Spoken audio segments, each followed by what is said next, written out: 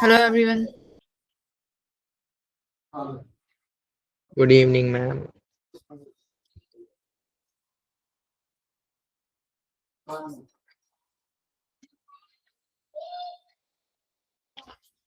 क्या हो गया?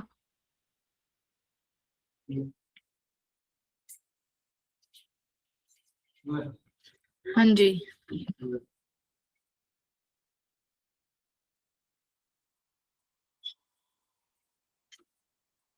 बिल्कुल।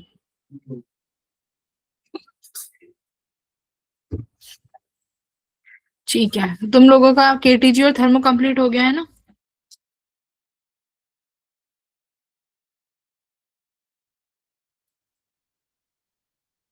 वर्कशीट्स कंप्लीट कर ली थी केटीजी थर्मो की?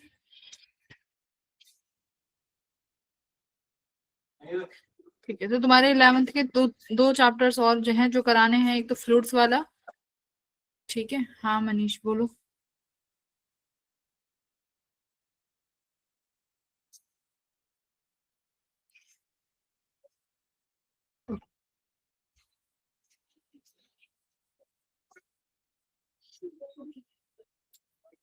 ठीक है, फ्लूइड्स बचा है वो कंप्लीट कराना है, ग्रेविटेशन कराना है और यूनिट एंड डायमेंशंस का एक दिन। तो तुम्हारे 11th के जो हाईली इंपॉर्टेंट टॉपिक्स हैं वो भी कंप्लीट हो जाएंगे। ठीक है, 3-4 चैप्टर और हैं वो कंप्लीट हो कराने हैं। आज हम लोग थोड़ा एसी के क्वेश्चंस करेंगे। एसी और ईएमआई दोनों मिक्स हैं क्वेश्चंस, न्यूमेरिकल्स पीवाईक्यूज हैं। बैठ के सॉल्व करो उन्हें, एक बार मैं करती हूँ शेयर। ठीक है,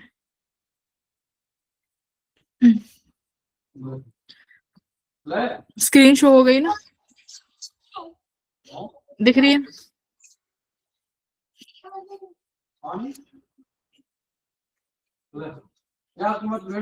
करो।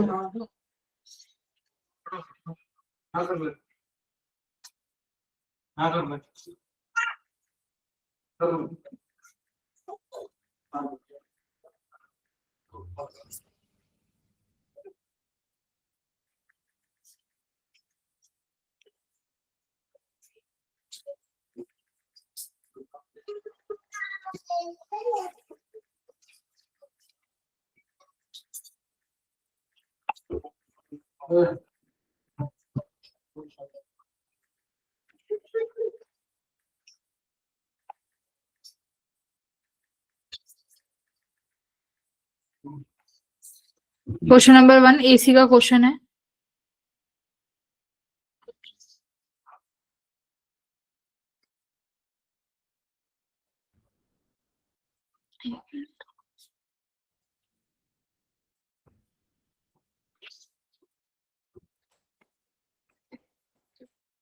स्क्रीन शेयर नहीं करो।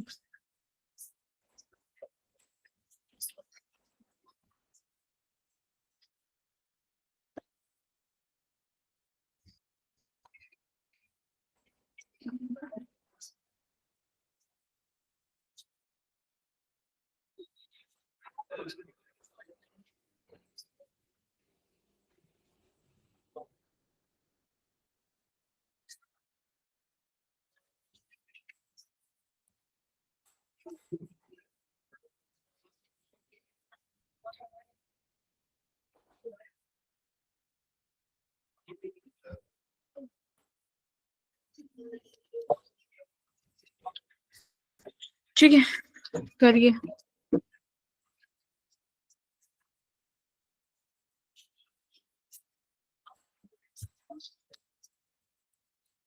इसमें क्या कहा है आपको?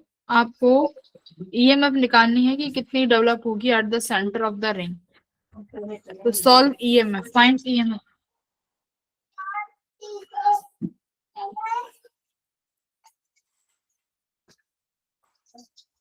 रोटेशन के केस में मेरे पास ईएमएफ का फॉर्मूला एक ही है। क्या फॉर्मूला है रोटेशन का ईएमएफ में? हाफ कितना है? बीएल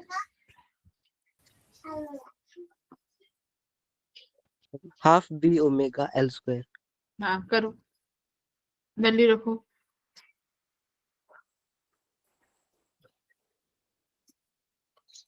मैग्नेटिक फील्ड दिया हुआ है, ओमेगा दिया हुआ है, पर ये देखना ये पर मिनट में है। ठीक है, हमें पर सेकंड में चाहिए होगा।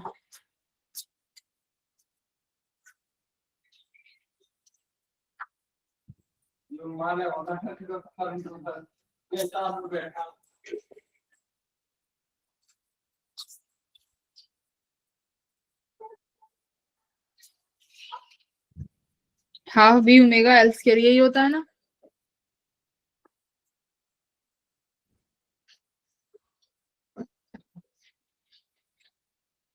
करो solve.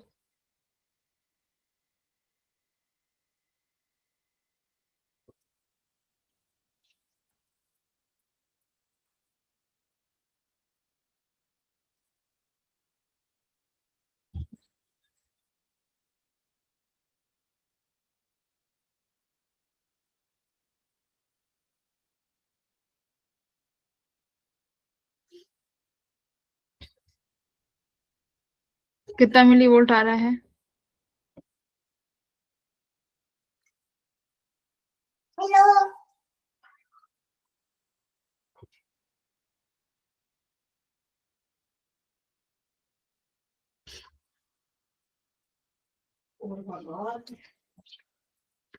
Half B omega L square.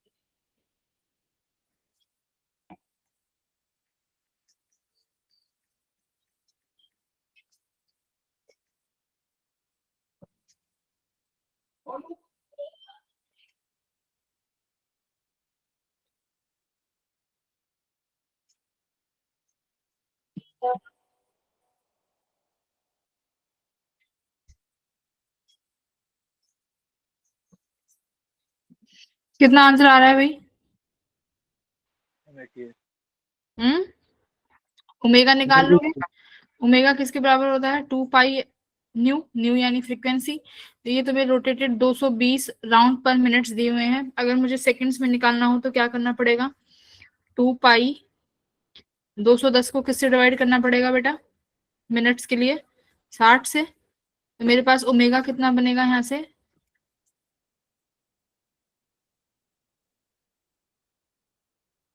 7 पाई। और ये पाई की वैल्यू 22/7 रखूंगी तो ओमेगा कुछ 22 के आसपास बन जाएगा। ठीक है, रेडियन पर सेकेंड। अब उसके बाद क्या करना है? वैल्यू रख दो ओमेगा में। ओमेगा आ गया, लेंथ की वैल्यू है, मैग्नेटिक फील्ड दिया हुआ है 0.2 टेस्ला। ठीक है, हमारे पास लेंथ नहीं है क्या? अबाउट एन एक्सिस नॉट, अच्छा ये 20 सेंटीमीटर है ना, तो 0.2 तो कितना बनेगा? 88 बन रहा है क्या milli volt? 88 milli volt. Yes, ma'am. ठीक है, Yes. 88 milli volt is your answer. ये वाला ट्राई करो, देखो इसमें क्या कहा है। क्वेश्चन पढ़ते हैं। हमारे पास एक कॉपर की वायर है जिसके पास 100 टन्स को रैप किया गया है एक वुडन सिलेंड्रिकल कॉर में। तो वुडन सिलेंड्रिकल कॉर है तो मतलब ये क्या बन गया होगा? वुडन के ऊपर हमने क्या रैप किया है? कॉपर की वायर। तो ये किसकी तरह बिहेव करेगा? सोलिनॉइड। यस और नो? यही होता है सोलिनॉइड भी। तो ये सोलिनॉइड की तरह बिहेव करेगा। इसका क्रॉस सेक्शन एरिया दे रखा है ये। 2 ends of the wire are connected across a, एक second, across a resistor. The total resistance of the circuit is 12 ohm. तो टोटल रेजिस्टेंस दिया हुआ है, ठीक है, सर्किट का। If an externally applied uniform magnetic field in the core along its axis changes from 1.5 Tesla in one direction to 1.5 Tesla in opposite direction, the charge flowing through a point in the circuit during the change of magnetic field will be. ठीक है, तो charge पूछा है कि charge क्या होगा circuit में जब अगर हम मैग्नेटिक फील्ड को 1.5 टेस्ला से 1.5 टेस्ला चेंज करेंगे बट डायरेक्शन अपोजिट कर देंगे। तो यहां पर तुम्हें चार्ज पूछा है, तो सिंपल सी बात है, क्या करना पड़ेगा? मतलब सबसे पहली बात तो फ्लक्स चेंज होगी। फ्लक्स की वजह से ईएमएफ जनरेट होगा -d∅dt। ईएमएफ की वजह से क्या बनेगा? आप लिखोगे डी बाई डी टी किसकी वजह से बनेगा भाई? ये NBA, N is your number of turns per unit length, A is your area, B is magnetic field. Change क्या हो रहा है यहाँ पे? क्या चेंज हो रहा है? Magnetic field. मैग्नेटिक तो मैग्नेटिक फील्ड कितने बार कितने टाइम्स हो जाएगी भाई? 2 टाइम्स हो जाएगी, DA बाई DT करोगे तो 2B। ये बनेगा EMF, यही है EMF की वैल्यू। तो ये तुम्हारे पास EMF आ जाएगा। तो यहाँ से EMF से अब क्या निकालने का? EMF से करंट निकाल लोगे डिवाइडेड बाय रेजिस्टेंस करके, है ना?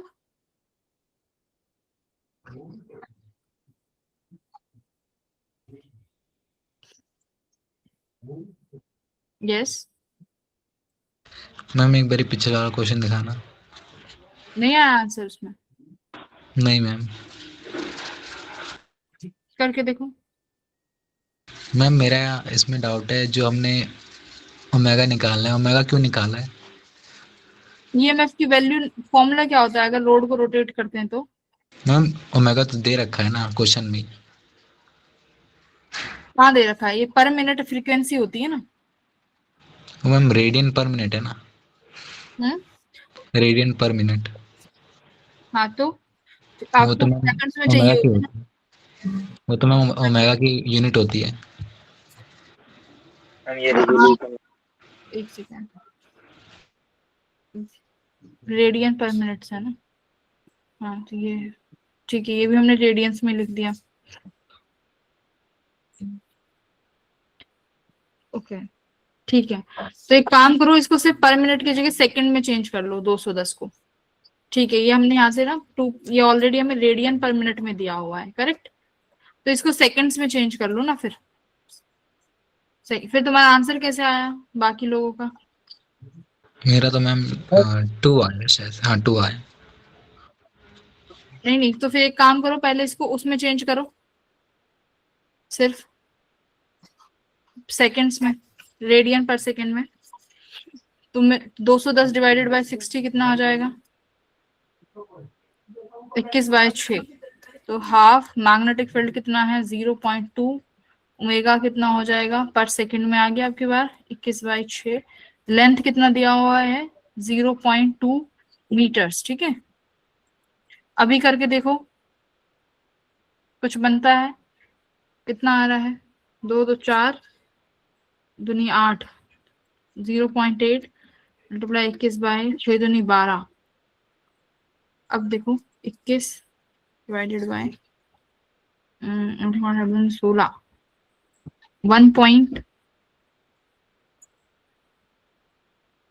16.8 ना। 8 8 16, 168, 16.8 डिवाइडेड बाय 12 कितना बनेगा?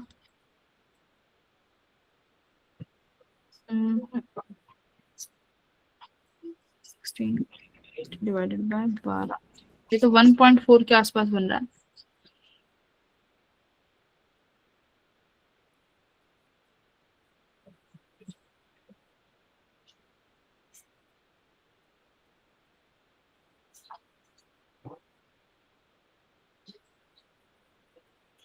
इससे तो नहीं आ रहा ना, कितना बन रहा है इससे?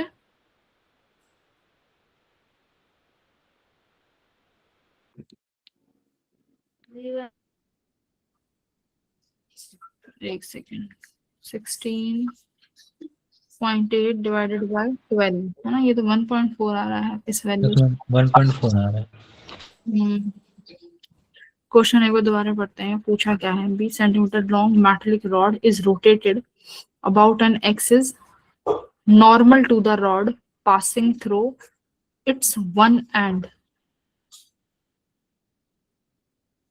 ठीक, हमारे पास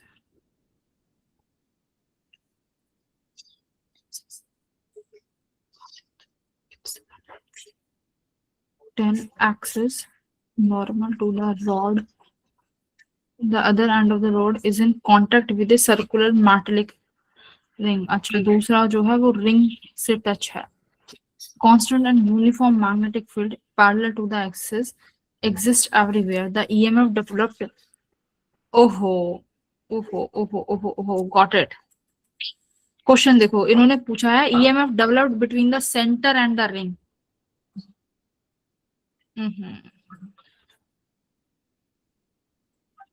ये वो वाला क्वेश्चन बनेगा जहां पर हम दो पॉइंट्स के बीच में निकालते थे ना।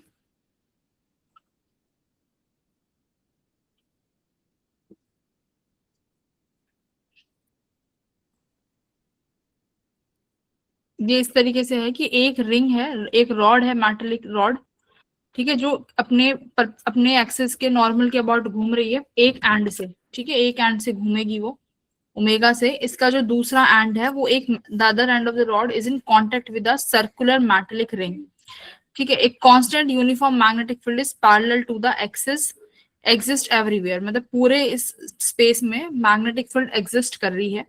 तो ईएमएफ डेवलप्ड बताओ between the centre and the ring, है ना।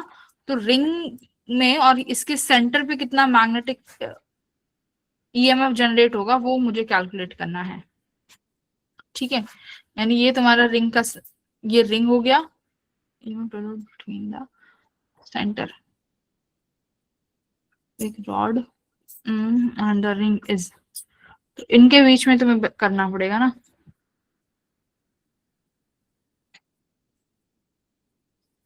रॉड रोटेट कर रही है, ठीक है। इसके टिप पे हमारे पास वेलोसिटी होगी between the centre and the ring, इसके यहाँ से और यहाँ पर कितना ईएमएफ आएगा।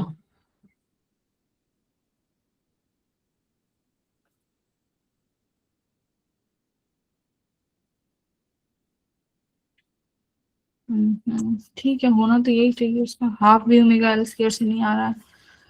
और दूसरा क्वेश्चन फॉर्मूला बनता था हमारा बल, वो किस में बनता था, अगर वो ईएमएफ को चीरते हुए निकले, ठीक है, इस तरीके से। इसका आंसर तो 88 मिली वोल्ट है। मैम यहाँ आरपीएम का मतलब रिवॉल्यूशन पर मिनट हो सकता है। अगर आपने रेडियंस के थ्रू किया है तो नहीं हुआ ना, अगर आपने इसको 2 पाई करके किया है तो आ रहा है आंसर। Yes ma'am. अगर हमने ओमेगा को निकाला है 2 पाई आर करके तो आ रहा है।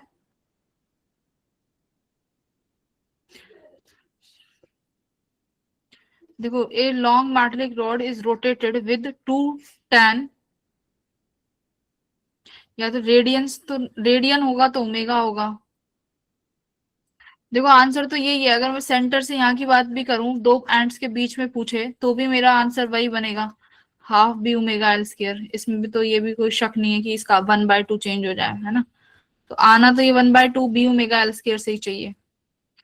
I hope this is not radian, may be this is revolution, है ना।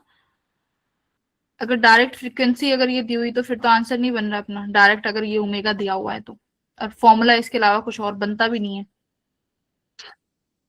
हम्म अच्छा, एक बार ओमेगा से करके देखो जरा, कितना आया था हमारा, 22 आया था, 1/2, 0.2, ओमेगा कितना आया था, 22, लेंथ कितनी थी, 0.2 मल्टीप्लाई 0.2, यहाँ से बनेगा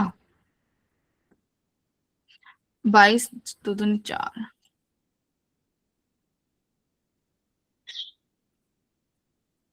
ये तो बन जाएगा फिर, यहाँ से तो बन गया, 88 मिली वोल्ट आ जाएगा आराम से। तो ये फिर सुमित, ये यहाँ पर रेडियन में नहीं होगा बेटा, ये ओमेगा तुम्हें निकालना पड़ेगा फिर रेडियन में, 2 पाई आर करके, 2 पाई एफ करके, ठीक है। हेलो। ठीक है मैम। हम्म रेडियन होता ना, तो रेडियन तो ऐसे करके देते हैं ना, रेडियन तो रेड करके ऐसे RAD लिख करके लिखते हैं रेडियंस तो। मोस्टली जो क्वेश्चन करता है उसमें रेडियन पर मिनट ही दे रखा हो, तो मेरे को भी लगा वैसे ही होगा। ठीक है, नहीं नहीं, रेडियन होगा तो फिर अपना आंसर नहीं आ रहा, ठीक है।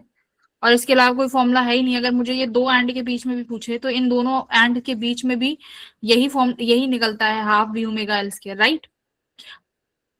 भाई इसके सेंटर पे और इस पॉइंट पे मुझे निकालना होता तो भी तो ये डिफरेंस बनेगा, half B omega L square, अगर मैं तो उस तरीके से देखूं तो भी यही फॉर्मूला बनेगा, हाफ बी वाला ही, तो कोई चेंज तो मुझे इसमें नहीं दिख रहा, ठीक है। ये वाला कर लोगे। इसमें क्या करना था आपको, चार्ज निकालना है कि चार्ज कितना आएगा। आपने ईएमएफ निकाल लिया d∅/dt। ईएमएफ से मुझे करंट निकालना होगा, तो क्या हो जाएगा बेटा, d∅/dt इंटू डिवाइड बाय क्या करोगे, रेजिस्टेंस से। बोलो, ये ईएमएफ हो गया ना। तो मेरे पास ये आई क्या आ जाएगा, d∅/dt/1/r। मैं अगर इस dt को यहाँ ले जाऊं, I dt equals to 1/r into d∅। तो ये मेरी क्या वैल्यू बन जाएगी बेटा, आई dt वाला चार्ज बन जाएगा क्यू। करेक्ट। तो इसका मतलब मुझे यहाँ से क्या निकालना पड़ेगा, सिंपल सी बात है, मुझे ईएमएफ निकाल के सिर्फ उसको रेजिस्टेंस से डिवाइड करना है, वही मेरा क्या कहलाया जाएगा, पर सेकंड का चार्ज आ जाएगा। ठीक है, तो करो इस क्वेश्चन को। सबसे पहले ईएमएफ निकालेंगे। ईएमएफ कितनी आई है, 2NAB। 2 multiply number of turns लिखो, एरिया लिखो, 24 सेंटीमीटर में है, मीटर्स में कर लेना। और magnetic field I hope given होगी, यस, ये 1.5 टेस्ला मल्टीप्लाई बाय 24 मल्टीप्लाई 10⁻⁻4 हो जाएगा। और नंबर ऑफ टन्स का क्या करेंगे बोलो, लेंथ नहीं दी हमें, number of 100 turns is wrapped around a wooden cylindrical core of cross section area by this। हाँ ठीक है, तो फिर यही 100 ही होगा नंबर ऑफ टन्स। ठीक है, टोटल नंबर ऑफ टन्स हमारे पास ये है। मेरा ईएमएफ आ गया यहाँ से आराम से। करंट के लिए इसको किससे डिवाइड कर दूंगी, इस वैल्यू को, 2 मल्टीप्लाई 1.5, 24 मल्टीप्लाई 10⁻⁻4, 100 से मल्टीप्लाई डिवाइडेड बाय रेजिस्टेंस। कितना है टोटल रेजिस्टेंस सर्किट का, 12। ठीक है, ये सॉल्व करो, देखो कितना आता है आई की वैल्यू। और यही मेरा क्या बन जाएगा, चार्ज। आंसर निकालो।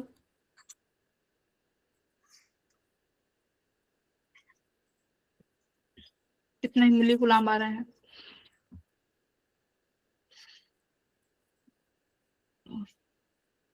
24, ये 15 दूनी 30, 30 की 0 हट जाएगी, 24 दिया कितना हो जाएगा, 24 में 4 होती है, 4 ये 12, 3 दूनी 6 और 1 7, 72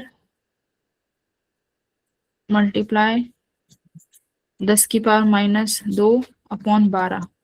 12 के टेबल में कितने पे आता है ये, 12 6 72, 6 पे, 6 मल्टीप्लाई 10⁻⁻2। इसको और मिली गुलाम में अरेंज करो, कितने में बनेगा, 60 में। गुलाम, करेक्ट, 60 मिली गुलाम इज योर आंसर। ठीक है, बढ़िया। ये वाला क्वेश्चन देखो, एक बार क्वेश्चन पढ़ो।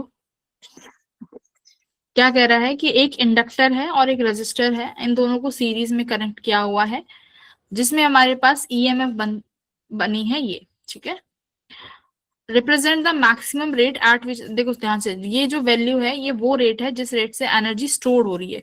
और ये कैसा रेट है, ये मैक्सिमम रेट हो सकता है इस सर्किट का, जिस रेट से मैग्नेटिक फील्ड यानी इंडक्टर में जो एनर्जी है वो स्टोर हो रही है। इन्होंने आपसे ए और बी की वैल्यू पूछी है, इसका मतलब तुम्हें मैक्सिमम रेट निकालना होगा एनर्जी स्टोरेज का। मुझे बताओ, इंडक्टर में एनर्जी स्टोर का फॉर्मूला क्या होता है, इंडक्टर में, हाँ, हाफ LI², यही होता है।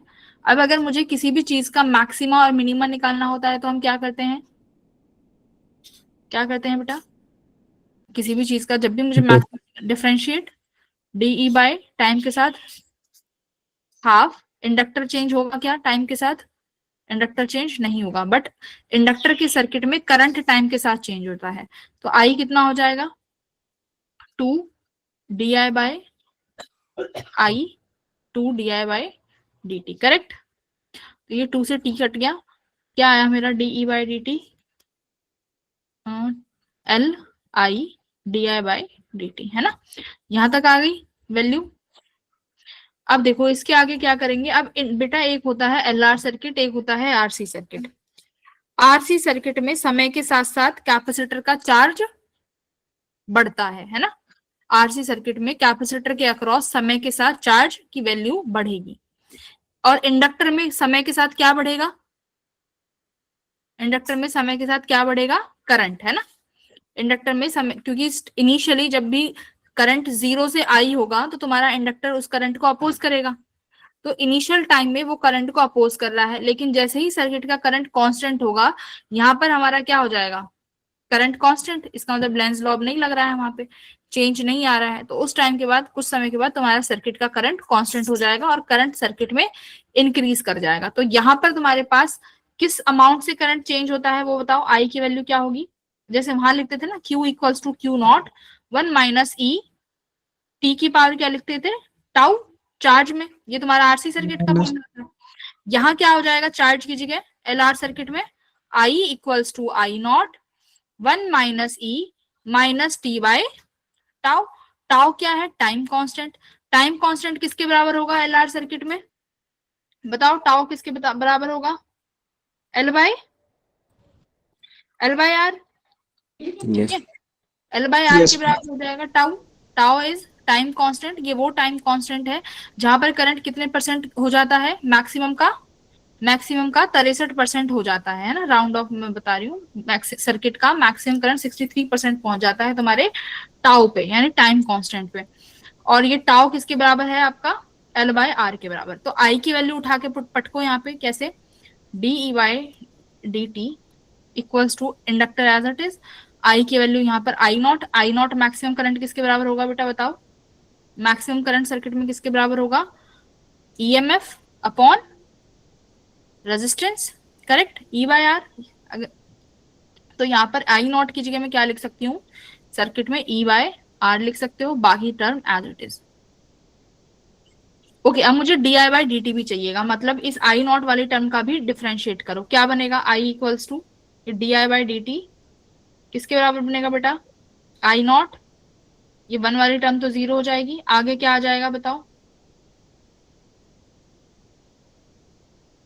भाई, ये term d I by d t का डिफ्रेंशिएट करो,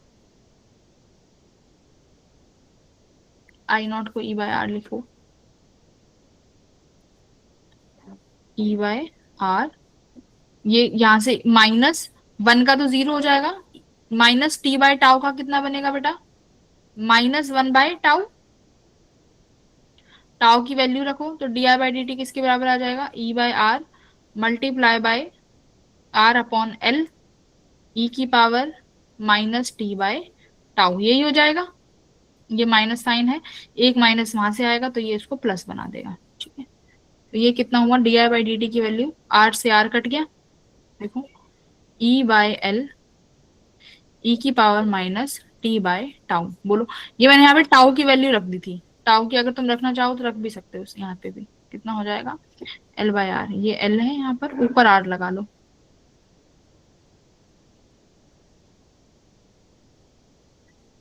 लो, ठीक है, हो गया। तो ये मेरी D e by d t की वैल्यू आई है ना सारी, कुल मिला के टोटल। अब इसको किसके बराबर रखना पड़ेगा, मैक्सिमम मिनिमा के लिए किसके बराबर रखेंगे अब इसको, जीरो के बराबर, करेक्ट बेटा। अगर इसको जीरो के बराबर रखोगे तो वहां से तुम्हें क्या मिलेगा, वो समय जिस समय पर तुम्हारी ई किसके बराबर होगी, मैक्सिमम होगी, ठीक है, एनर्जी स्टोर जो होगा उसका जो रेट होगा वो मैक्सिमम हो जाएगा। तो यहाँ से जब तुम सारी चीजों को इक्वेट करोगे डीई बाय डी को जीरो के बराबर, तो यहाँ से समय निकल के आएगा। हाँ, यस मैम आपने जो नीचे लिखा हुआ है d I by d T वो डिफ्रेंशिएट करा है ना आपने आई को, हाँ, तो मैम उसमें एक्स्ट्रा वन बाय टाउ भी आएगा ना, एक्स्ट्रा क्यों आएगा, हाँ तो टाउ लगाया ना नीचे आर बाय एल, इसकी तो वैल्यू है ये, शायद एक ई स्क्वायर हमारा मिस हो गया। नहीं नहीं ठीक है, d I by d t, ये जो टाउ है ना, टाउ की वैल्यू रख दी यहाँ पे l by r, one by tau करोगे ना, यस मैम ठीक है। हाँ वन बाय टाउ करोगे तो टाउ की वैल्यू रख दो, और आर से आर कैंसिल हो जाएगा।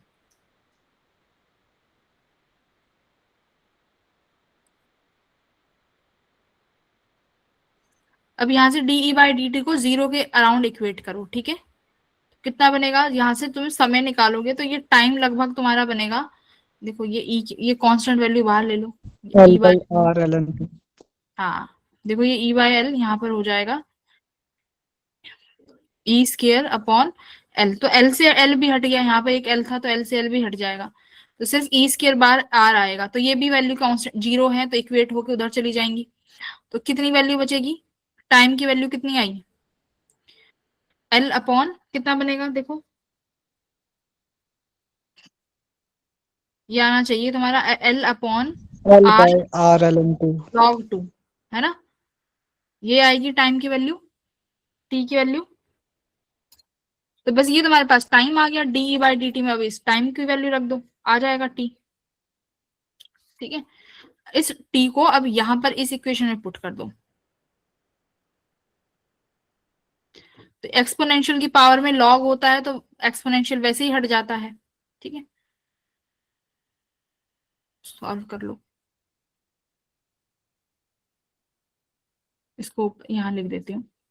ये बनेगा देखो, d e by d t equals to e square upon r 1 minus exponential r, देखो ये एल अपॉन आर एक ये गया लॉग 2। ठीक है, ई की power minus r l upon l r log 2। L से एल ये कैंसिल हो गया यहाँ पे, लॉग 2 है ना, l by are, l by r होगा ये आर। ठीक है, आर से आर कैंसिल होगा तो ये क्या बचा यहाँ पे, ई स्केयर अपॉन आर से आर कट गया, ई एक्सपोनेंशियल की पावर लॉग आर 2 है तो क्या बचेगा, ये लॉग एल आर 2 ये तो आएगा, बट एल भी तो होना चाहिए। अच्छा यहाँ पे एल भी है अपॉन में, तो एल से एल भी कैंसिल हो गया, आर से आर भी कट गया, तो एक्सपोनेंशियल की पावर लॉग 2 कितना बनेगा बेटा, अपॉन में है ना ऐसे, एक्सपोनेंशियल की पावर 1 अपॉन लॉग 2 कितना बनेगा। 1/2। ठीक है, तो ये आया तुम्हारा 1 माइनस 1/2। सिमिलरली यहाँ पे एक्सपोनेंशियल की पावर फिर से 1/2 बचेगी, तो यहाँ पर भी कितना आ जाएगा 1/2। तो 1/2 आई होप ये 1/4 हो जाएगा। तो ई स्केयर की वैल्यू देख लो कितना आ रहा है, कितना आ गया ये E E square by square 4R। 4r। ठीक है, अब इसको इक्वेट करो इससे,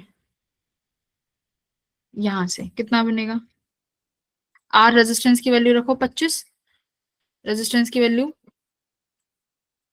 तो d e by d t equals to e square upon 100, correct. ये वैल्यू आ गई 100 आ गई। अब देख लो क्या बन जाएगा, ए आ गया 2, बी आ गया 50, तो 2/50 कितना हो जाए, ए की वैल्यू आ गई 2, बी आ गया मेरा 50। ठीक है, ये है। तो अगर चार्ज के टर्म्स में आरसी सर्किट आ जाए या एलआर सर्किट आ जाए तो ये वाले दो फॉर्मूले बस हमें याद होने चाहिए, आरसी और एलआर सर्किट के।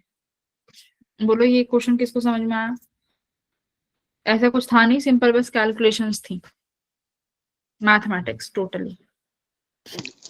मैम इसमें A by R डेसिमल्स में आ रहा है तो हमें शायद B by A निकालना होगा, उसकी वैल्यू 25 आ रही है।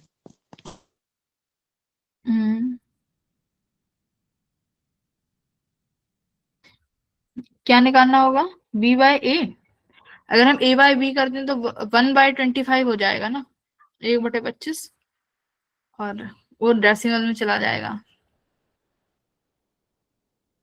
ठीक है, देख लेना, हो सकता है क्वेश्चन में कुछ एरर हो। ठीक है, क्या पता एक ही वैल्यू पूछी हो ए या बी में से, है ना। चलो आगे बढ़े, सुमित समझ में आया ये क्वेश्चन, क्या किया था, यस मैम। वैल्यू पुट करनी थी, दैट्स इट। एलआर और आरसी सर्किट के ये दो फॉर्मूले आने चाहिए। ये किसके हैं, जब करंट इंक्रीज होता है और चार्ज इंक्रीज होता है, डिके में क्या हो जाता है बताओ, अगर चार्ज और करंट डिके होगा तो क्या फॉर्मूला हो जाता है, डिके बताओ जल्दी से। मैं उसमें क्यू स्कस्ट में क्यू नॉट ई रेस्ट पावर माइनस टी बटा हो बस, जाता है। हाँ दोनों में है ना, बस ये वन जो वैल्यू है ना, वन वाली ये हटा देना, सिर्फ Q equals to Q naught e की power minus t by tau. Similarly current में I equals to I naught e की power minus t by tau. बस इतना ही डिफरेंस है डिके और ग्रोथ में।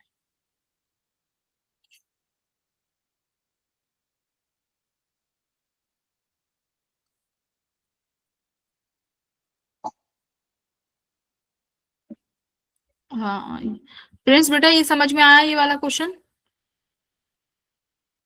Yes sir. ठीक है, ये वाला ट्राई करिए, क्वेश्चन नंबर 7।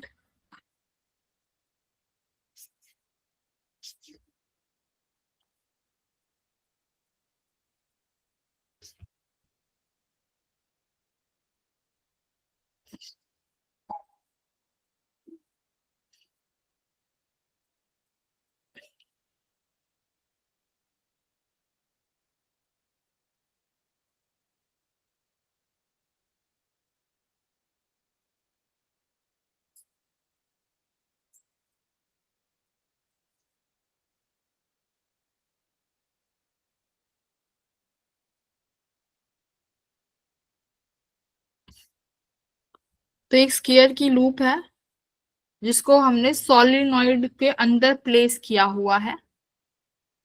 तुम्हें नंबर ऑफ टर्न्स दिए हुए हैं पर सेंटीमीटर। साइनोसोडियल करंट है देखो 2.5 एम्पियर का, एंगुलर फ्रीक्वेंसी दी हुई है। Central axis of the loop and the solenoid coincide, तो लूप और सोलिनॉइड के जो एक्सिस हैं वो कोइंसाइड कर रहे हैं। तो देखो अगर साइनोसोडियल करंट है तो सिंपल सी बात है, करंट वेराइंग है। करंट वेराइंग होगा तो ईएमएफ फ्लक्स चेंज होगा, फ्लक्स चेंज होने की वजह से ईएमएफ जनरेट होगी। ईएमएफ चेंज होगी बार बार, तो तुम्हारा जो सोलिनॉइड के अंदर जो स्क्वायर लूप रखा हुआ है उसके अंदर से भी नंबर ऑफ फ्लक्स जो पास हो रही होंगी वो भी चेंज होगा, फील्ड लाइंस। तो पूछा है कि बताओ लूप में कितना ईएमएफ जनरेट होगा। ठीक है, तो लूप का ईएमएफ निकालना है। क्या ये म्यूचुअल इंडक्टेंस का क्वेश्चन बन सकता है ना? तो बस वहीं से स्टार्ट करो इसको।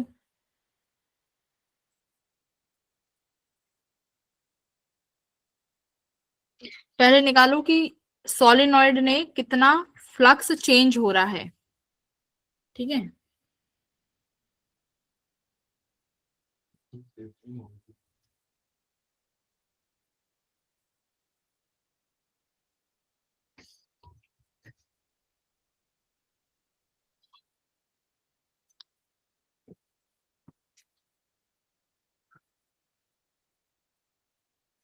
साइनोसोडियल करंट है, इक्वेशन बनाना।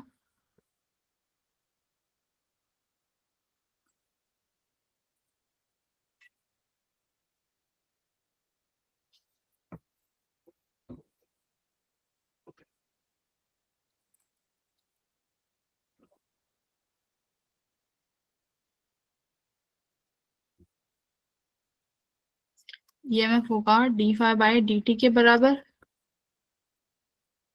फाई क्या हो जाएगा? Magnetic field. सोलिनॉइड के अंदर का मैग्नेटिक फील्ड कितना हो जाएगा? देखो मैग्नेटिक फील्ड इनटू एरिया, ये हो जाएगा d by d t as it is. Solenoid का मैग्नेटिक फील्ड कितना होता है? Mu naught n i d by d t, ये रहा बाहर, इनटू एरिया। ये एरिया पता है ना किसका लगेगा? एरिया किसका जाएगा? लूप का। ठीक है, स्क्वायर लूप का एरिया लगेगा यहाँ पे।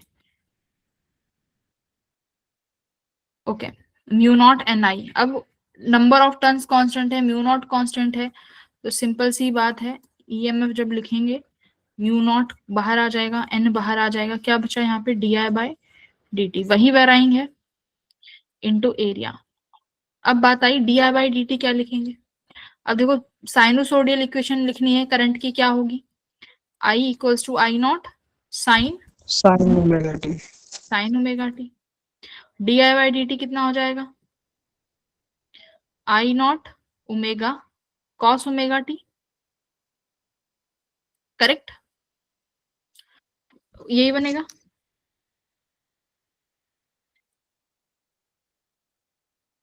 तो मुझे बताओ कि मैक्सिमम वैल्यू कितनी हो सकती है d I by d t की? मैक्सिमम वैल्यू तो यही बनेगी, सिर्फ I naught omega if cos omega t अगर 1 हो जाए भाई, तभी तो हम इक्वेशन लिख सकते हैं ये maximum value I naught d I by d t की। तो यहाँ पर लिखोगे mu naught n d I by d t, हम मैक्सिमम ले रहे हैं, तो ये मेरा कितना बनेगा? I naught omega area as it is. करिए, म्यू नॉट हो जाएगा 4 पाई 10 की पावर -7। नंबर ऑफ टर्न्स चेंज कर लेना, देखो 50 टर्न्स पर सेंटीमीटर दे रखे हैं, मीटर में कर लेना, तो कितना हो जाएगा? 50/100 कर दूं? अच्छा एक second, 50 turns per centimetre, 50 multiply by 100 कर दूं? 5000। ओमेगा कितना हो जाएगा, दे रखा है क्या? देखो यहाँ पर, देखो ओमेगा रेडी ऐसे मिलेगा सुमित, देखो ओमेगा हमेशा में रेडियंस में लिखा हुआ मिलता है ऐसे, ठीक है, ज्यादातर ठीक है। केस। ओमेगा दिया हुआ है 700,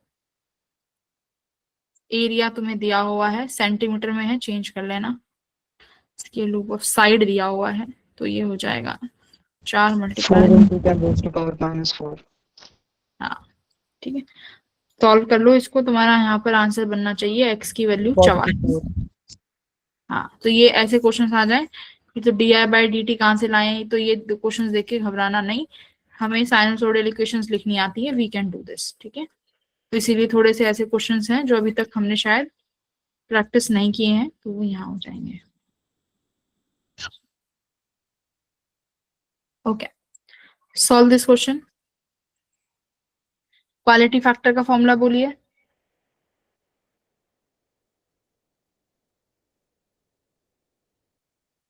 A series combination of resistance and inductor and capacitor is connected to an AC source. The quality factor of the circuit will be Q factor.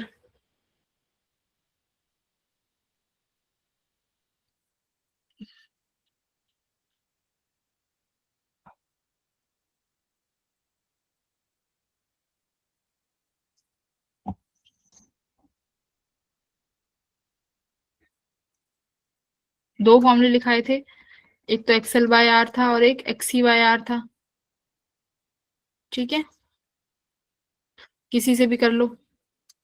XL में ये ओमेगा एल अपॉन आर हो जाएगा, XC में 1 by omega C R हो जाएगा, जिससे मर्जी उससे निकाल लो। ओमेगा कितना दिया हुआ है, सीरीज कॉम्बिनेशन रेजिस्टेंस, ओमेगा कहाँ है, ओमेगा नहीं दे रखा है, तो 1 हेनरी, तो बराबर करके निकालना पड़ेगा फिर, पहले ओमेगा निकालना पड़ेगा फिर।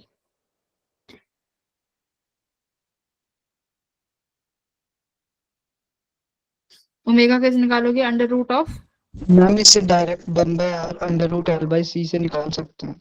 हाँ हाँ, पहले ओमेगा आएगा ना, फिर निकालोगे, पहले ओमेगा निकालोगे, 1 अपॉन मैम अंडर इसका रूट एल। लिए ओमेगा की जरूरत नहीं है। एक्सेल कहाँ है यहाँ पे, एक सेकेंड, रेजिस्टेंस दिया हुआ है, इंडक्टर ऑफ, अच्छा डायरेक्ट इंडक्टेंस दे दिया तुम्हें, अच्छा पर ये तो इंडक्टर ऑफ इंडक्टेंस दिया हुआ है ना, ठीक है, इंडक्टेंस दे दिया तुम्हें, कैपेसिटर ऑफ कैपेसिटेंस, ठीक है, मतलब डायरेक्ट वैल्यू दे दी तुम्हें। हाँ तो आंसर बोलो कितना आ रहा है, एक्सेल, मैम 4 आता है। ठीक है ना, नहीं नहीं नहीं नहीं नहीं नहीं, देखो आंसर क्वेश्चन नंबर 9 का, हाँ 4 दिया हुआ है, ठीक है, तो एक्सेल की वैल्यू हम रख सकते हैं 1 अपॉन रेजिस्टेंस 1/100,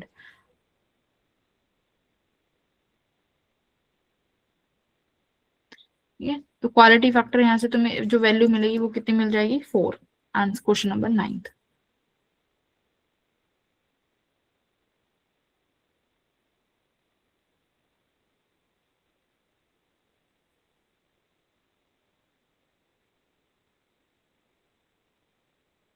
आगे बढ़ो, क्वेश्चन नंबर 11 सॉल्व करो।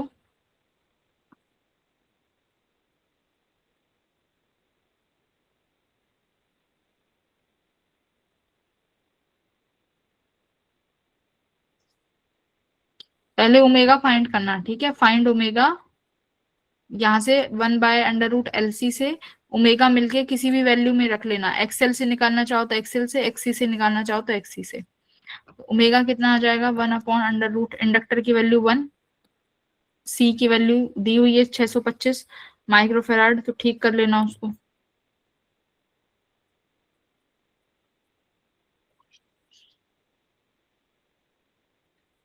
तो ओमेगा कितना बन जाएगा,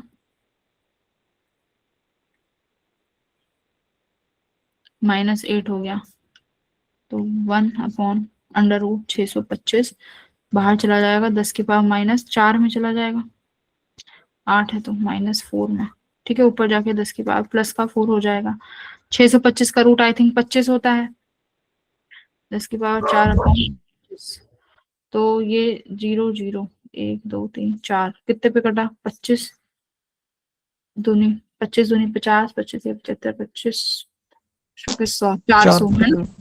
तो ओमेगा 400 आ गया तुम्हारा।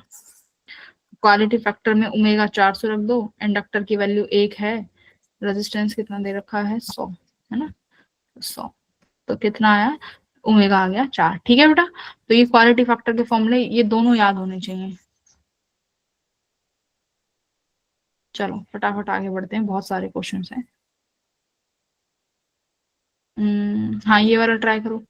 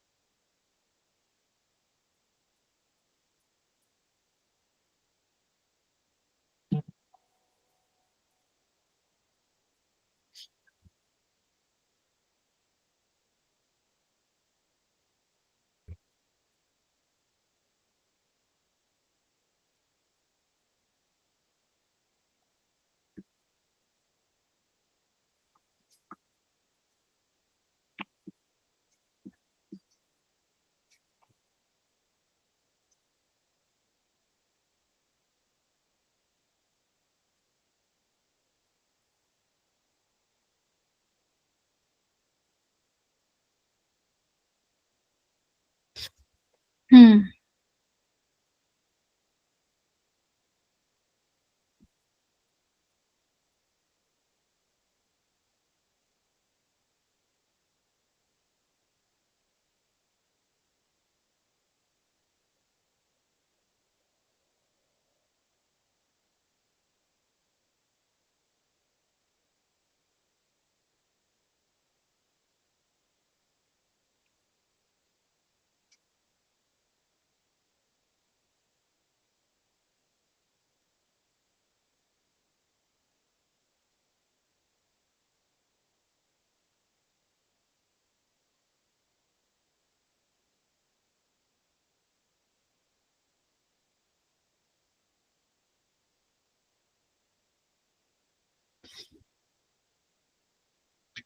संदीप क्या बन रहा है?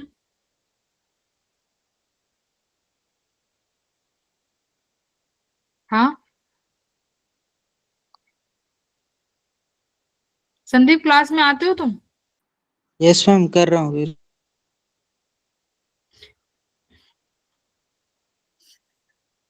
कभी लगा होगा एक हफ्ते मैडम बात बात नहीं कर रही है, अपना आ गए होंगे मजे मस्ती वाले मूड में।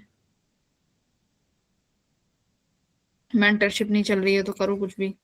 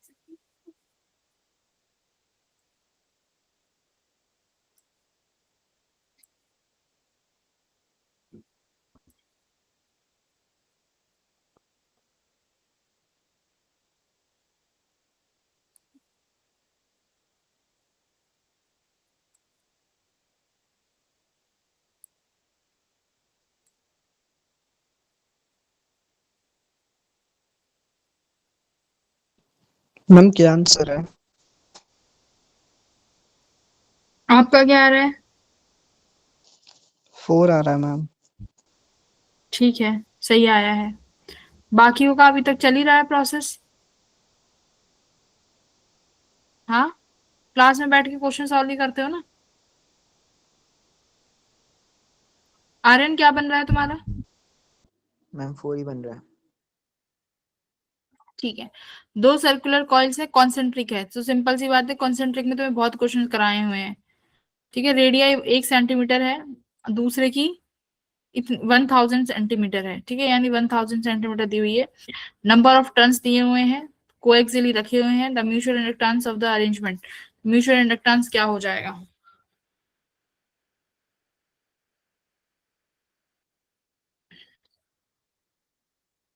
ठीक है, तो इसका आंसर भी 4 आ रहा है। म्यूचुअल इंडक्टेंस आराम से निकाल सकते हो।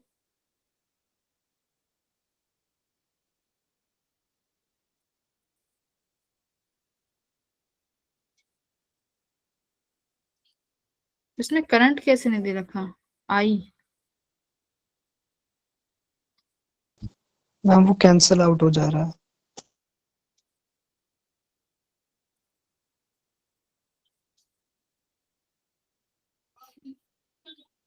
ठीक है, हर्षित तो नहीं है इस बैच में। आरुष तुम्हारा बन गया? यस मैम, बन गया। ठीक है, तो बस फ्लक्स निकालना था, magnetic field into area into number of turns. ठीक है, तो किसी भी एक कॉइल में करंट मान लेना, ज्यादा था तो बड़ी वाली कॉइल में मानते हैं, जैसे जो ये 1000 सेंटीमीटर वाली कॉइल है।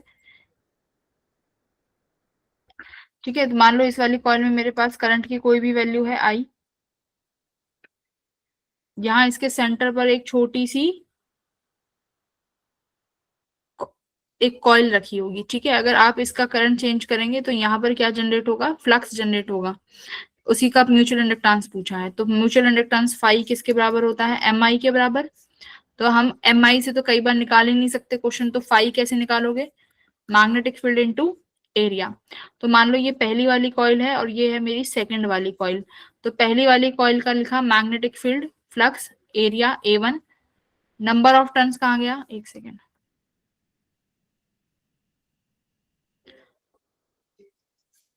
ठीक है, नंबर ऑफ टर्न्स भी तो आएंगे।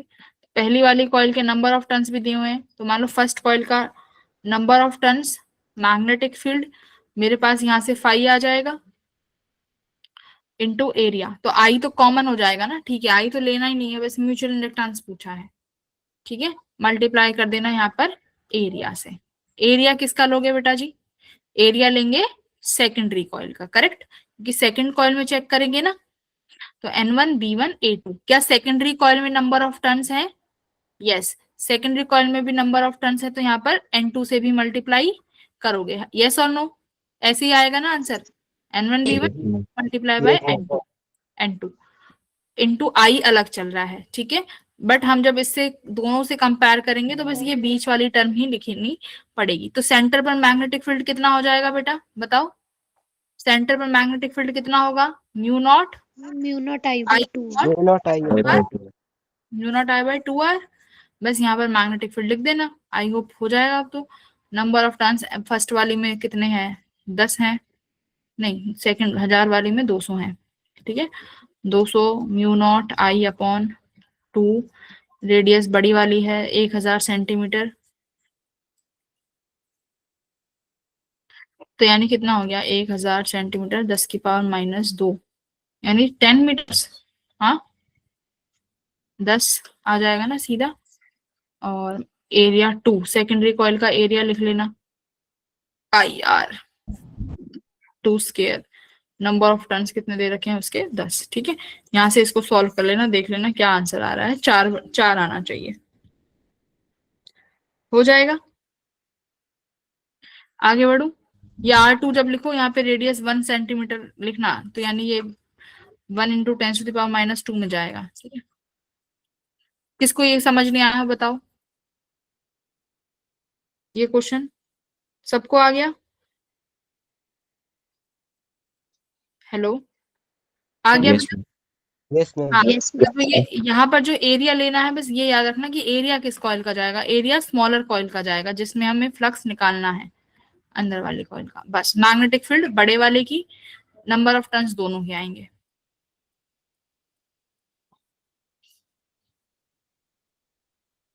ये वाला करो, ये अच्छा क्वेश्चन है, क्वेश्चन नंबर 13।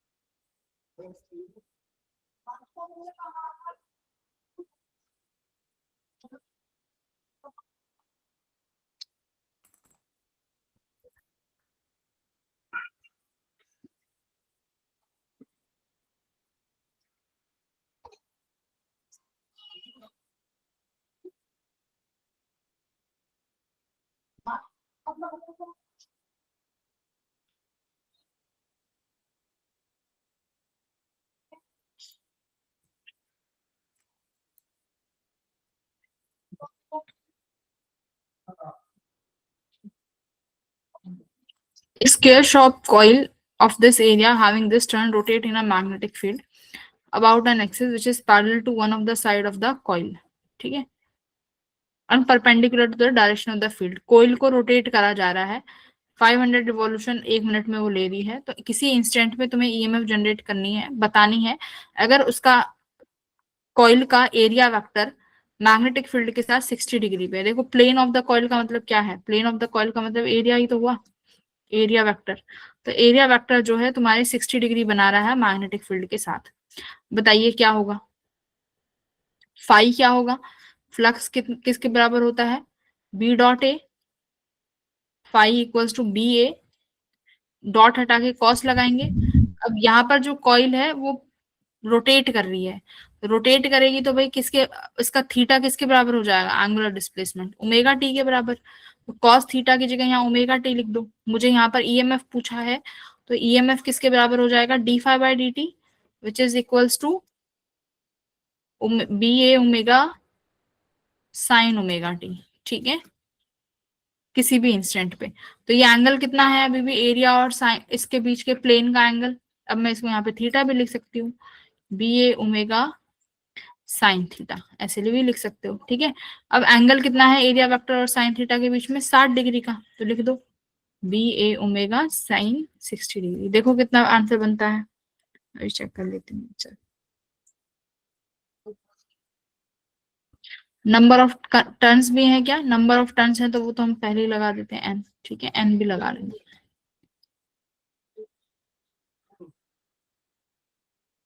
तो ये मिनट है, पहले इसको मिनट को भी चेंज करना। देखो बस यही छोटी छोटी चीजें देखनी होती है। ये मिनट है यहाँ पे, इसको चेंज कर लेना सेकेंड्स में।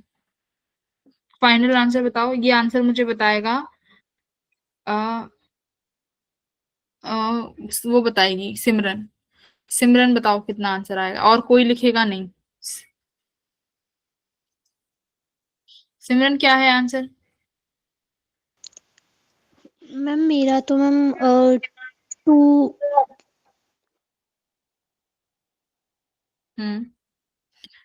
यूनिट्स देख लेना, ये सेंटीमीटर है। देखो यूनिट्स, एंगुलर फ्रीक्वेंसी ओमेगा कितना कहाँ है, निकालनी पड़ेगी भाई। 500 रिवॉल्यूशन है ना मिनट में, तो ये निकालो पहले ओमेगा, ओमेगा निकालना पड़ेगा 2 पाई एफ करके।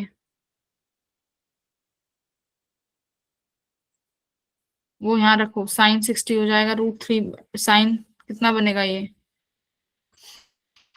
एक सेकेंड क्या कह रहा है, the instantaneous EMF when plane of the coil, एक सेकेंड। ये अगर मेरी मैग्नेटिक फील्ड इधर की तरफ है, मान लो एक्स एक्सिस में,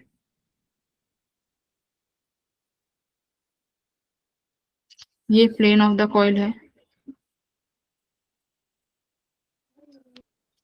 साइन 30 डिग्री लिखना चाहिए ना।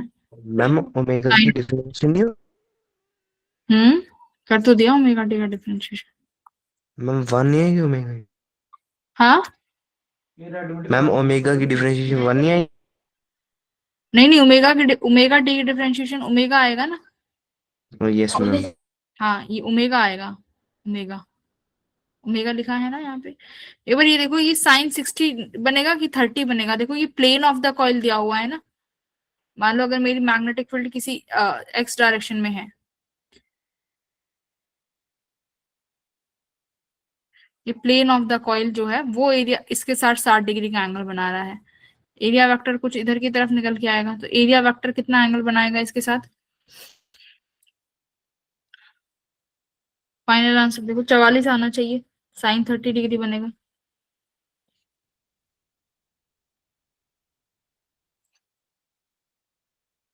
ठीक है, तो एरिया वेक्टर इसके साथ कितना एंगल बनाएगा, 30 डिग्री। फाइनल आंसर कैलकुलेट कर लेना, ओनली कैलकुलेशन बची है। आंसर दिया हुआ है यहाँ पर 44 दिया हुआ है, सॉल्व करके देखो आता है कि नहीं, 44 आ जाएगा। ठीक है, आई होप आना चाहिए।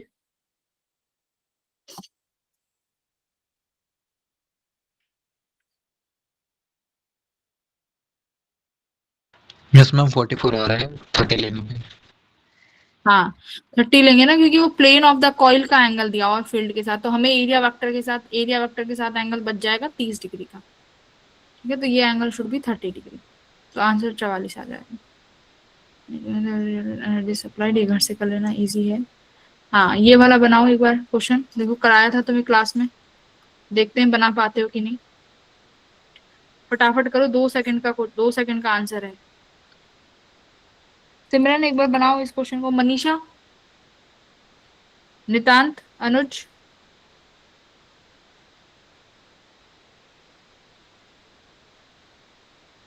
अब तो फॉर्मूले याद होने चाहिए भाई, अब वो समय नहीं है कि फॉर्मूले सिखाऊंगी।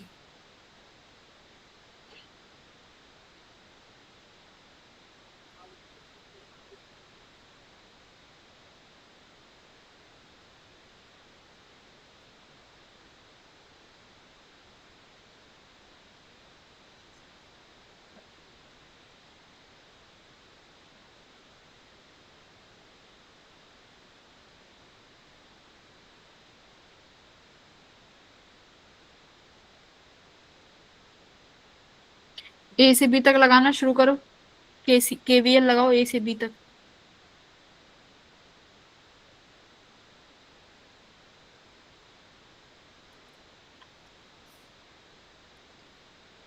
देखो करंट, इसके अंदर कितना ईएमएफ, इसका ईएमएफ कैसे लिखते हो, L D I by d T. EMF की वैल्यू तो ये हो गई।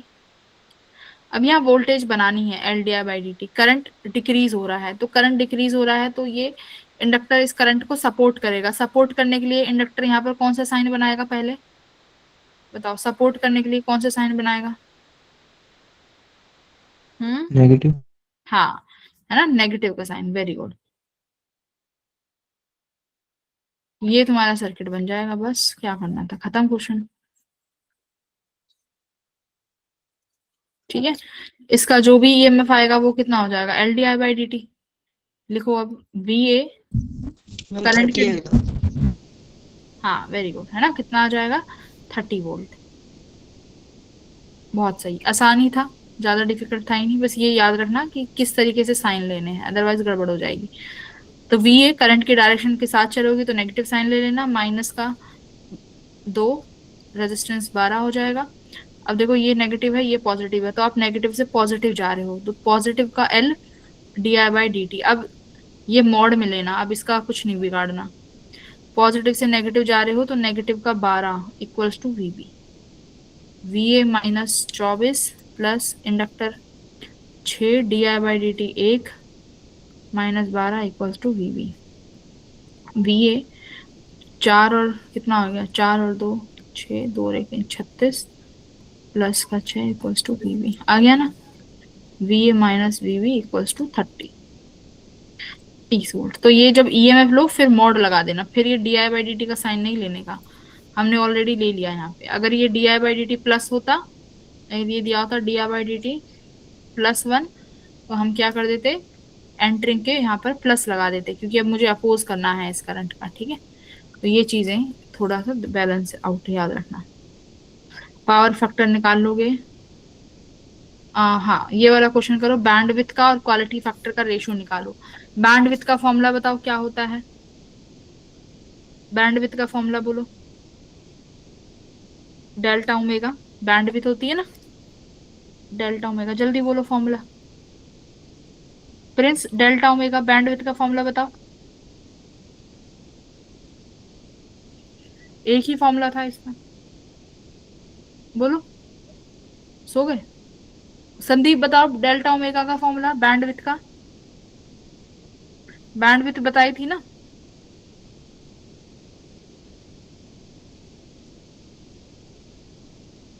ये जो हाफ पावर फ्रीक्वेंसीज होती हैं,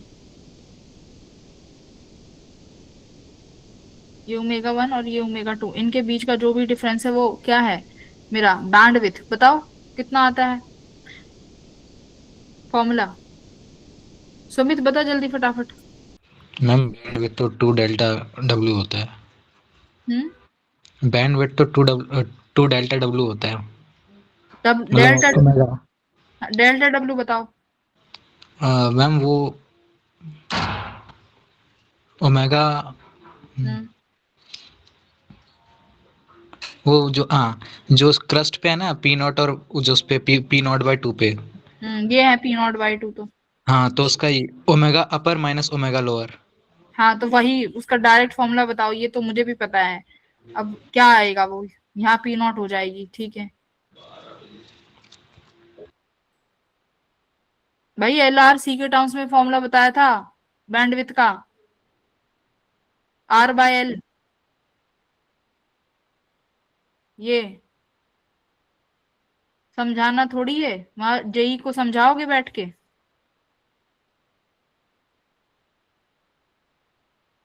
ये फॉर्मूला है बैंडविड्थ का, बताओ ये क्वेश्चन तो छोड़ देते फिर। याद रखो बैंडविड्थ का formula r by l, quality factor का तुम्हें आता है, बाकी ये क्वेश्चन फिर तुम अपने आप कर सकते हो, ठीक है। मैं आगे बढ़ रही हूँ, बैंडविड्थ का फॉर्मूला ये नोट कर लो। चलिए ये स्टेटमेंट बेस्ड क्वेश्चन करो फटाफट। स्टेटमेंट 1 बताओ गलत है कि सही। बाकी जो क्वेश्चन छूट गए वो ट्राई करना। AC circuit undergo electrical resonance if it contain either a capacitor और इंडक्टर, ट्रू और फॉल्स। false, सेकंड बोलो।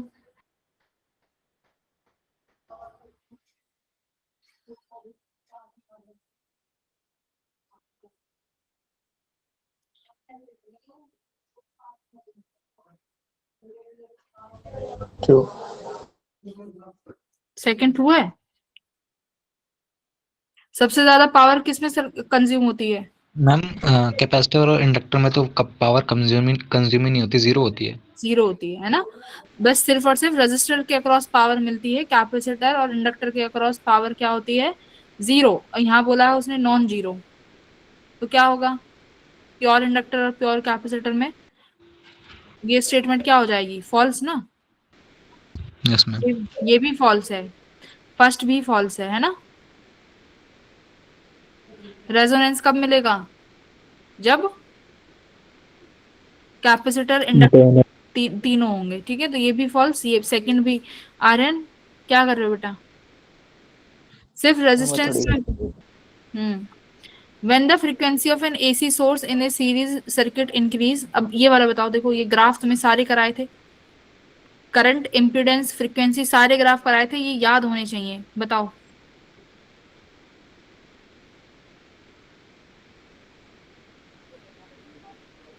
First. When the frequency increase, LCR circuit increases, the current increase and attain a maximum value and then decrease। अभी graph बनाया था frequency का, frequency और current का graph बताओ क्या आता है? करंट पहले इंक्रीज होगा, मैक्सिमम फ्रीक्वेंसी पर रेजोनेंस आ जाएगा, यानी करंट रेजोनेट हो जाएगा, मैक्सिमम करंट। उसके बाद फिर से फ्रीक्वेंसी बढ़ाओगे तो फिर से करंट ड्रॉप होने लगेगा, ठीक है। तो फर्स्ट इक्वेशन बताओ सही है कि गलत है? सही है ना, फिर तो ट्रू है। सही है। हाँ। सेकंड, पावर फैक्टर क्या होता है? In power factor at resonance 1 हो जाता है, सही है कि गलत है? मैम ट्रू है। Circuit pure inductor power factor 1, ये स्टेटमेंट भी ट्रू है। हाँ। Statement 1, number of turns in the coil of a moving coil galvanometer is double than the, देखो ध्यान से समझ, इसके फॉर्मूले भी कराया था अभी। करंट सेंसिटिविटी क्या हो जाएगी? करंट सेंसिटिविटी का फॉर्मूला क्या था? किसके बराबर होती है? NAB upon K। तो नंबर ऑफ टर्न्स पे क्या हो रहा है? ट्रू है कि फॉल्स है? ट्रू है मैम मैम। ट्रू है। हाँ ट्रू। सेकंड बोलो, नंबर ऑफ टर्न्स बढ़ रहे हैं, करंट सेंसिटिविटी बढ़ेगी। सेकंड बोलो, moving coil by only increasing number of turns will also increase the voltage sensitivity in the same ratio। Voltage sensitivity क्या थी? Current sensitivity upon resistance. अगर number of turns बढ़ाओगे तो number of turns क्या है? Conductor ही तो है, तो resistance भी बढ़ेगा। तो रेजिस्टेंस के बढ़ने से क्या हो जाएगा फिर? बताओ अब ये ऑप्शन क्या क्या करना है? मैम फॉल्स होगा। हाँ, क्योंकि वोल्टेज सेंसिटिविटी नहीं बढ़ेगी ना, क्योंकि IS तो बढ़ गया, बट IS के बढ़ने पे रेजिस्टेंस भी बढ़ गया ना। मैम इंक्रीज हो गया। हाँ, तो ये भी बढ़ गया, तो वोल्टेज सेंसिटिविटी के साथ क्या होगा? मैम सेम रहेगी। हाँ सॉरी, क्या हुआ? हमने नंबर ऑफ वोल्टेज बढ़ाए हैं। Increasing current sensitivity moving by only increasing the number of turns in the coil will also increase is voltage sensitivity in the same ratio. Current sensitivity बढ़ेगी तो ये तो फिर सेम रहना चाहिए ना, रेशो कांस्टेंट हो जाएगा, मतलब रेशो इंक्रीज नहीं होगी वोल्टेज सेंसिटिविटी, तो ये ऑप्शन क्या हो जाएगा, फॉल्स हो जाएगा। ठीक है, सेकंड ऑप्शन इज फॉल्स। याद रखना voltage sensitivity same as current sensitivity बस डिवाइडेड बाय रेजिस्टेंस ओनली, बस ये फर्क है। फटाफट से maximum power is dissipated in the circuit, ये क्वेश्चन जो है ना ये वाले कर लेना, 3-4 क्वेश्चंस और हैं इसमें थ्योरी बेस्ड, और 2-4 छोड़े हैं न्यूमेरिकल बेस्ड, है ना, इन्हें कर लेना। कंप्लीट है ईएमआई और एलसीआर सर्किट, रिवाइज तो कर दिए हैं फॉर्मूले सारे। आई होप कि तुम्हें सर ने बाकी के जो कॉन्सेप्ट हैं इसके वो करा दिए होंगे। ठीक है, चल मंडे को मिलते हैं विद फ्लूइड्स, फ्लूइड्स का स्टार्ट करेंगे, थोड़ा पढ़ के आना। मैम अब आप ही पढ़ाओगे? हाँ सक्षम। मैम मैम हाँ एक जी, क्वेश्चन पूछना। हाँ बोलो आरुष। मैम टेस्ट हुआ था ना कब? मैम, उसमें क्वेश्चन आया था मैम, जो मॉक टेस्ट हुआ था मैम, मॉक टेस्ट फर्स्ट, उसका क्वेश्चन पूछना था हाँ मैंने अभी देखा मैम। नहीं है वैसे टेस्ट, बोलो पर। Yes ma'am. मैम उसमें क्वेश्चन था ना कि assertion और रीजन में था कि average value of AC is always defined over half cycle, तो मैम ये ट्रू है कि फॉल्स है? Average value, yes ma'am. Average value तो देखो कंप्लीट साइकिल के लिए ही लिखते हैं। यस मैम, तो मैम इसमें इसका आंसर ट्रू है ना? नहीं नहीं, कंप्लीट साइकिल होती है ना, हाफ वैल्यू के लिए थोड़ी डिफाइंड है, कंप्लीट साइकिल के लिए एवरेज वैल्यू लिखते हैं ना। 0 से यस मैम। टी के लिए अगर मान लो तुमसे पूछा है एवरेज वैल्यू निकालो फॉर कंप्लीट साइकिल, तो वो 0 से टी के लिए लिखोगे। Yes ma'am. एवरेज वैल्यू तो तुम 0 से t/2 के लिए भी निकाल सकते हो एवरेज यस तो। हाँ मैम, इसमें इसका आंसर ट्रू दिया हुआ। बस ये इतना डाउट। लिखा था, average value is defined for half cycle. Yes ma'am, is always defined for half cycle, ऐसा लिखा, ऑलवेज लिखा हुआ। अच्छा तो ठीक है, एक बार देख लूंगी मैं क्वेश्चन क्या था, है ना, एग्जैक्ट तो यस अभी मैम। सर ने पेपर डिस्कस तो किया होगा ना। यस मैम, क्या था तो सर से क्वेरी लेते। मैम? मैंने हम्म। एनालिसिस उसके बाद किया था ना, मतलब उसके बाद देखा था मैंने। अच्छा आपने बाद में दिया था टेस्ट। Yes ma'am. ठीक है मैम कोई नहीं, टेस्ट। मैं देख लूंगी एक बार। ठीक है बेटा, यस मैम। चलो बाय एवरीवन।